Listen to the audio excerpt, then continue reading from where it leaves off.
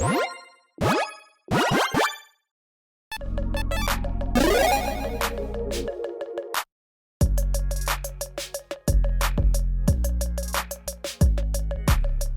everyone, Mitch coming in from the Chimera's Core studio. Welcome to the show. So, on today's episode, Aetherdrift spoiler season is just around the corner, and Mark Rosewater, the head designer at Wizards, has put out the official teaser for it. So, let's jump into it with my predictions on what is to come from Aetherdrift.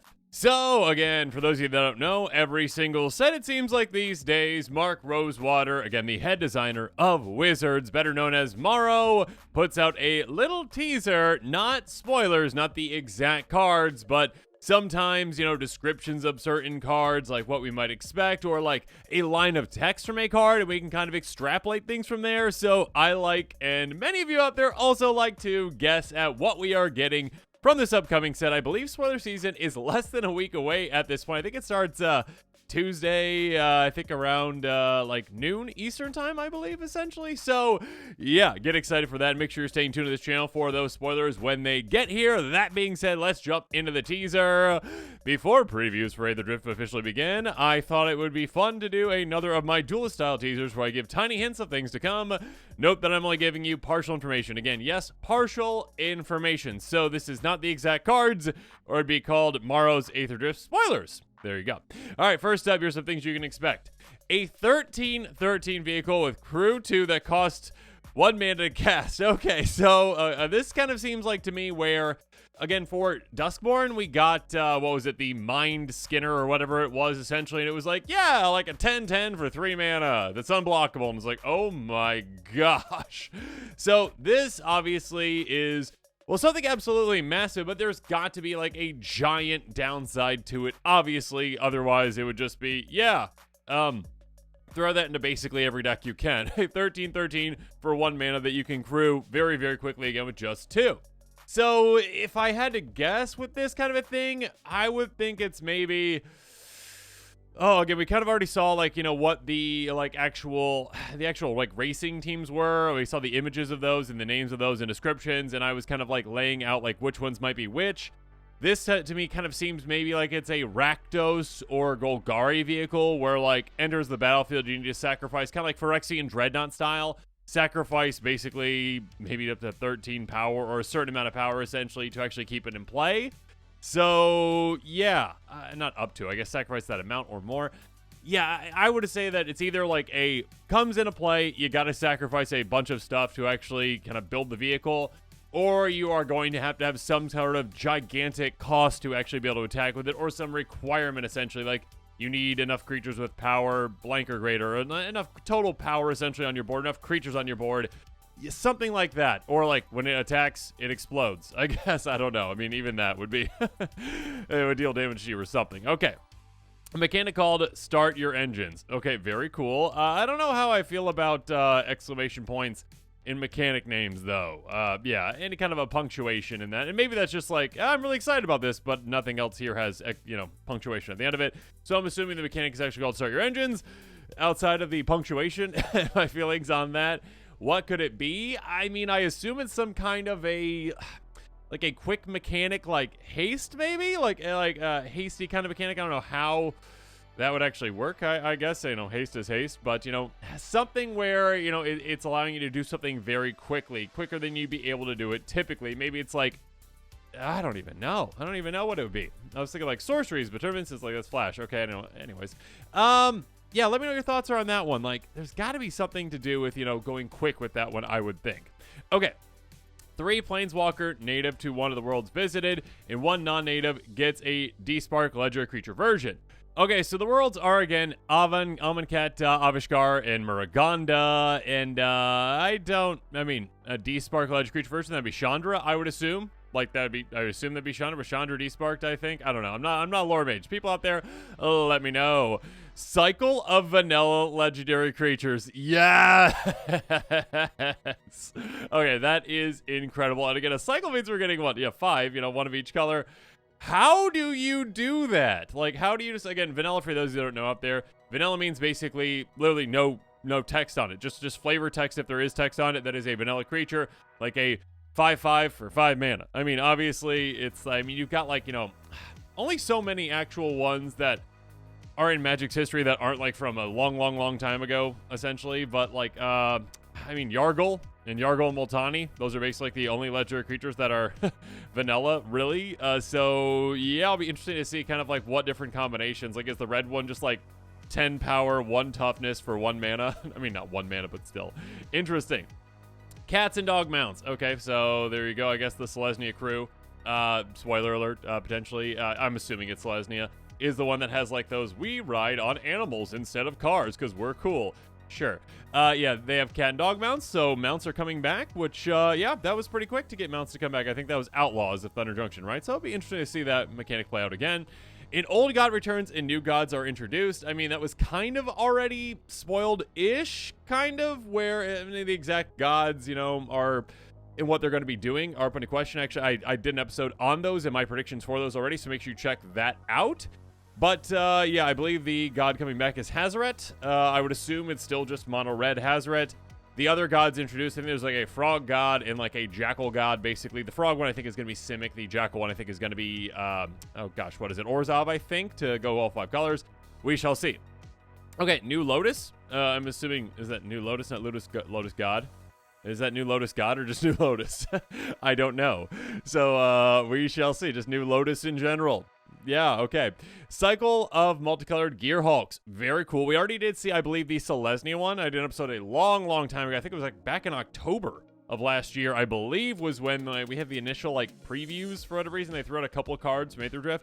So we did see, I believe, the Selesnya Gear Hulk. So very cool that we were getting a cycle of multicolored ones. I'm wondering if it's, again, like a 5 cycle or if it's a 10 cycle. That'd be pretty crazy. But if it's Selesnya, then I would assume allied pairs then, right? So we shall see. Numerous mechanics from the worlds visited get cameos. Okay, so a lot of mechanics that are going to be coming about. Very cool. I guess if we're on Amonkhet, that means we get, the first that came to my mind is cycling. Cool, hopefully cycling. I love cycling, so hopefully that's something we get. There you go. New vehicle artifact token.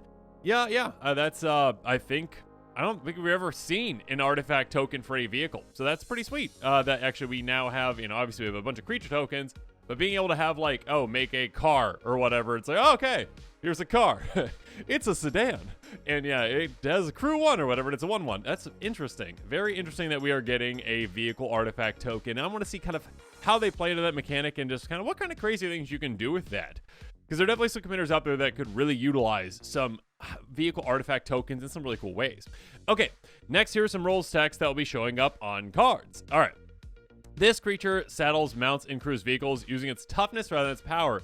Okay, that's cool. So, okay, that just makes me think, like, I really wish that was more so a, like, hey, your creatures do this versus just this creature does this. Maybe we get that someday, but, like, kind of, like walls and vehicles kind of thing. This is going to be basically like a big beefy creature that has like low power and a lot of toughness that can very easily crew pretty much probably any vehicle, which is pretty interesting.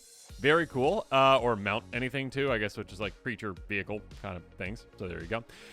Whenever you draw a card, each opponent mills 2 cards. Thank you for putting each opponent again. I can't remember, is it Teferi's tutelage or whatever that one is, where it's like one opponent. It's like, why?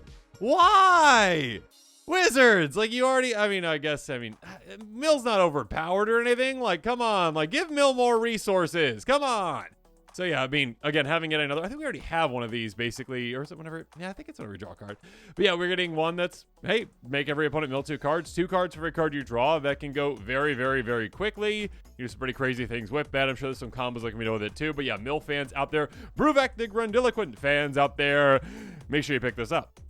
Other dinosaurs you control get +1. Yeah, dinosaur is one of the most popular tribes out there. Another anthem for them, that'll be good. Other dinosaurs, so this would be on a dinosaur card, I would assume. Either that or a changeling, I guess. But yes, saying other dinosaurs means it's probably going to be on a dinosaur. So there you go. Hopefully it's a pretty interesting one for dino fans. Whenever a player casts a spell they don't own. Interesting. Okay, so this is something that's either like on like a Staxy piece. Just kind of like, Draneth Magistrate, like, hey, whenever you cast a spell you don't own, counter it. So, I guess if you're playing a group that has a bunch of people stealing spells, sure. But more so, I would assume this is on, and what I would hope this is on is like, hey, like a legendary creature that has some sort of a way to give other players spells that they don't own. Like, like once per turn, every player can cast a spell out of someone else's graveyard, essentially, or something like that. But when they do, like, you get to copy it or something weird like that. So, yeah, I'm hoping that this is on a creature, a legendary creature, a commander, versus on, like a Staxy piece that's like, hey, you can't do that. So, yeah, we shall see. Okay. Tap R. Oh my gosh. Okay, tap add R for each goblin you control. Yeah, that's quite out there. Oh my goodness. Okay, so a couple things. Number one, yeah, goblin decks out there are like, please be on a goblin. Be on a goblin or be on a mana rock or something. Just like, please be on something that I can utilize in my deck that's not like a 5 mana, I don't even know what, like a 5 mana druid or whatever. Please be on a red goblin, because I guess, Krenko out there, I think is the 4th most popular? Yeah, maybe I'm misspeaking right now, but it's one of the top commanders of all time right now still. It is the only monocolored commander in the top 20, and every Krenko fan out there right now is like, please, mono red. Please be a mono red. Because if it's not, yeah, they're going to be upset. And I believe that, I might be misspeaking, but if I can remember correctly with like the different factions, the different like, crews for the actual race essentially, right? There's 10 different ones. And I think if I'm correct, I believe, if I'm remembering back, my guess was that the Gruul crew is going to be like the goblin focused one essentially. So hopefully this isn't Gruul. Hopefully this isn't, oh, it's a Gruul goblin, which I guess would make sense because it's like a, mana dork that can tap. But again, if you are a Krenko fan, I mean, most goblin decks out there typically don't include green. So yeah, hopefully this is just mono red for you goblin decks out there. Yeah, that is a lot of mana to be had. Again, a Krenko deck can very easily pop out like 20 goblins in no time. So you'll just be like, oh, okay, cool, tap for, 20 mana. Awesome. And of course, if you have a Krenko deck as well, and if this is on a creature, and you utilize a bunch of threaten effects, like my Krenko designs do as well, yeah, you can threaten the creature to untap it, and then do it again, and tap for 20 more mana, and yeah, that can be quite gross. And of course, that can go infinite with a couple things too. Okay. During turns, or I guess I should say, that could also be on a commander, which could be a brand new exciting goblin commander, so we shall see. So again, if that is Gruul and it's on a commander, then it's probably fine, even though Krenko decks will still be like, no! Okay. During turns other than yours, this vehicle is an artifact creature. Okay, I think that... Okay, so that's a benefit in one way. That's a giant downside in another way. So I'll go with the benefit first. The benefit for that is basically that, all right, the vehicle is an artifact creature, so yeah, it can be a blocker on your opponent's turns. That's nice. Or if it has any other, like, activated abilities, what's a creature or whatever, I don't know. That's nice that it can be a blocker on your opponent's turns. The giant downside, though, is that one of the big upsides for vehicles is that they get around the vast majority of board wipes that take out creatures, because board wipes that take out creatures will take out just that. They take out creatures. And if your vehicle on an opponent's turn is not a creature, that's a good thing, because then your opponents can't just take it out. So again, it saves you on crew costs on your opponent's turns if you want to block, but again, it basically takes away one of the major upsides of vehicles in that they are board wipe resistant compared to just regular creatures. So yeah, this better be a vehicle that like has a good amount of power, toughness for a not too big of a cost, maybe potentially, because yeah, like it's in my opinion, it's a downside. I mean, some people might see it as an upside, like, oh, I don't have to pay for a crew cost. It's like, I see it as kind of a downside in that, oh, it doesn't dodge board wipes that take out, like a Wrath of God, doesn't take out my other creatures. So yeah, it's interesting. This is interesting design space. And again, it's other than yours. So if you want to attack on your turn with this, like, you need to actually crew it yourself. Very interesting. So yeah, that's a cool design. I want to see what they do with this. Yeah, cool. Very cool. Okay, whenever you activate an exhaust ability, draw a card. Have we seen exhaust yet? Anyone? There's so many mechanics and so many keywords these days. I don't think we've seen exhaust yet, but that would make sense from a, racing car based set. But anyways, that seems like a very powerful thing. Again, anytime you have, like, when you do this, draw a card, yeah, there's probably gonna be some design space around that, I would assume, from this upcoming set. It's gonna be pretty limited because, again, like, there's only so many things they can put into the set and that actually have exhaust on it or whatnot. So interesting. And what would that exhaust kind of thing be? Like, maybe like when you cast it, you can, or when it's an ability though. Like when you utilize it, maybe like you sacrifice it, or maybe like it exiles and goes away, or like I'm thinking kind of like oh gosh, what's the Amonkhet one where it's like, I can choose Exert, like, you know, it doesn't untap. Something like that where there's a downside to like, oh, okay, cool, I utilize this, and now there's a downside to me actually having utilized it, but I get a bigger effect. And again, like, having this, potentially, again, every single time I see these things, obviously, as a commander player, I'm like, what if this was on a commander? Like, having, like, an exhaustibility tribal commander deck could be kind of fun. So yeah, again, anytime you have, like, do this, draw a card, equals build around potential, equals a lot of value to be had, equals potentially brokenness depending on what kinds of cards we get. Okay. Put any number of permanent cards from your hand on the battlefield. Okay. All right. That's huge. Okay, so my first thought with that one is we had Galta, right? Recently, I can't remember the name of that one was, like Stampede Tyrant or something. I don't know. There's a lot of commanders these days, a lot of names of commanders. So the new Galta was like, hey, comes into play or whatever, just cheating to play a bunch of creatures. Cool. This one's like, no. Any permanent. Okay. All right, so I'm assuming this is just massive sorcery spell. I would hope. Yeah, isn't just like activated ability, like for free. I mean, maybe it could be like an activated ability. It takes a while to like build to get to potentially, like, or he has like a bunch of requirements for it. But yeah, I would assume just like big green sorcery spell that probably costs like 10 mana. I don't know.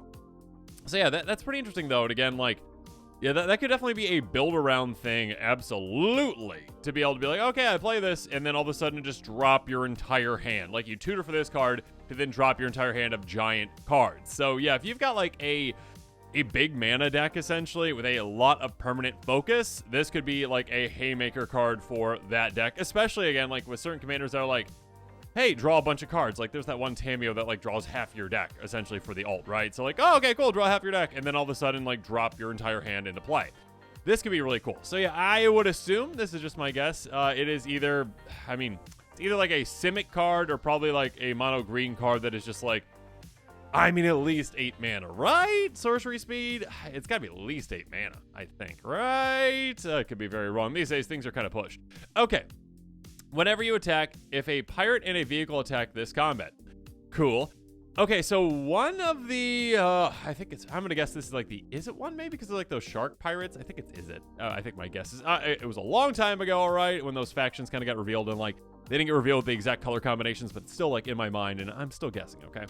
Pirate vehicle attack this combat, so maybe this is like, maybe this is a legendary creature from, you know, the Izzet crew, essentially. And it's like, hey, if this happened, you get blank. Like, what is that blank? Maybe it's you make a vehicle. Like, you know, those new vehicle tokens that we're talking about. So, like, maybe it's make a vehicle. Maybe it is, like, you know, deal damage based on, you know, the number of pirates and vehicles you have in play or that attacked. If a pirate and a vehicle, you have to do both, though. So that's kind of nice. Yeah, I assume, like, most pirate decks out there are some pirate decks out there, obviously, that do have vehicles in them, but most aren't like, hey, completely vehicle focused. But this could be a brand new, like, go for pirates, go for vehicle, kind of tribal deck, which could be quite fun. Again, depending upon what that benefit is. This could just be like a common card that's like, hey, whenever you attack a pirate and a vehicle attack this combat, give target creature a menace. Yeah. That could be it. Or it could be like, hey, again, deal damage based on the number of pirates and vehicles attacking, or whatever number of pirates and vehicles you have, to each opponent, or something like that. So yeah, that could be a complete build around that you could do. So yeah, very cool. Okay. Creatures you control have base power of a 6/6 and are oozes into similar types. Interesting. So it's probably a Muraganda kind of card, I would assume, because Muraganda is all about basically like everything is just kind of vanilla, and oozes are kind of a vanilla thing, making everything base power down to 6/6. Quite cool, quite powerful, and also making them oozes. The one thing this doesn't do is it doesn't be like, it's not like, hey, creature draw base power down to 6/6 and are oozes and lose other abilities and other types. So again, this isn't like, all right, I humility my own creatures, but they're 6/6s. This is like, no, I probably just pump my creatures a ton. I mean, this is a very powerful thing. This better be a good amount of, good amount of cost, I would assume. Is this going to be mono green? Is this going to be Simic, maybe? I wonder what it's going to be. And again, like, I guess my assumption with this is it doesn't say, like, until end of turn, right? So I'm assuming, unless, like, there's more text later that just then also happens to say until end of turn, that this is like, okay, it's not just like a sorcery, it's not just a one-off, it is probably an enchantment that you throw into play, and it's like, everything's an ooze. That's the name of the enchantment. It's very clever. But yeah, that is a massive pump effect for the vast majority of decks out there that are like, hey, I'm making a bunch of 1/1s or 2/2s or whatever. I've got like a go wide strategy with a bunch of tokens. You play this, and that is a massive bump effect. And it's like +5/+5. That's like Beastmaster Ascension levels, essentially. Probably won't cost just 3 mana like Beastmaster Ascension does. This will probably cost like 6 mana, maybe more. Maybe 6, 5 or 6. I don't know. Wizards is pushing things. But yes, that is a massive pump effect for the vast majority of decks out there. And yeah, the fact that you can make the moves is probably not all that relevant, but maybe there's some ooze tribal shenanigans that you can do too. But yeah, it is very interesting. I think this could be a very cool card. We shall see exactly what it does. But again, yeah, depending on the cost of this, I mean, it's even if it's costed pretty high, it's still going to probably see a good amount of play because that is a giant pump effect, again, for any kind of a go-wide token-based strategy or just go-wide strategy in general. So yeah, there you go. All right, here are some creature type lines from the set. Creature, Seal Pirate, adorable. Oh, that's so cute. Lizard Berserker, less adorable. Insect Archer, gross. Core Pilot, sorry, insects. Core Pilot, okay, so those are coming back, obviously. Or pilots are, I guess. Artifact Creature, Robot Turtle. Okay, there we go. Like someone just decided to build a robot turtle for some reason. Ape Druid, cool.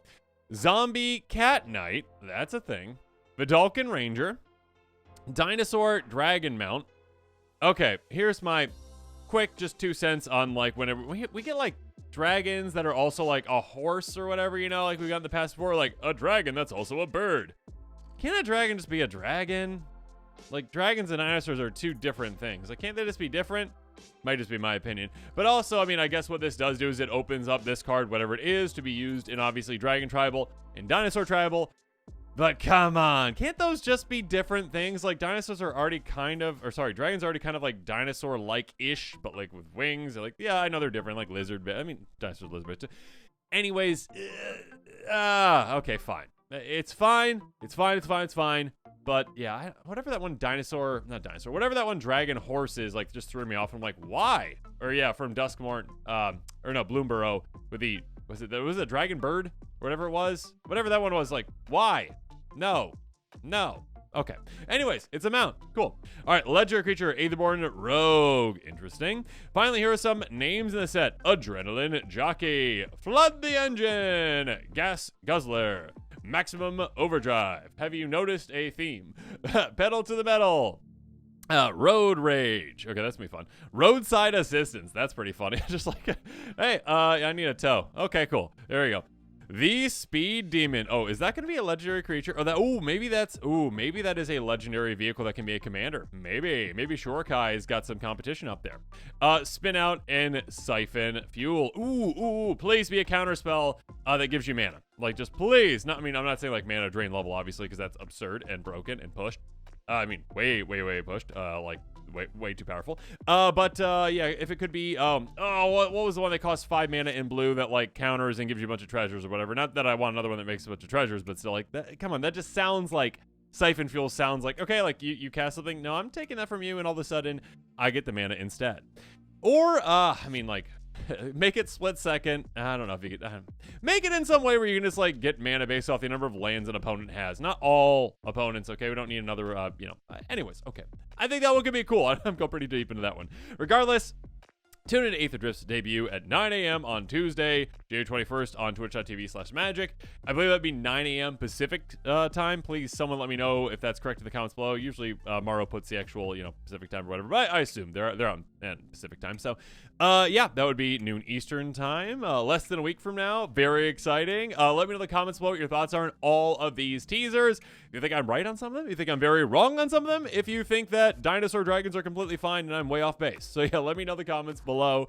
And yeah, make sure you're staying tuned to this channel for more exciting quick takes and spoilers coming up very, very shortly. Aetherdrift spoiler season is right around the corner. And with that, this episode is coming to a close, so it's my turn to hear from you. In the comments below, let me know your thoughts are on this episode. And of course, as always, thanks again and have a good one.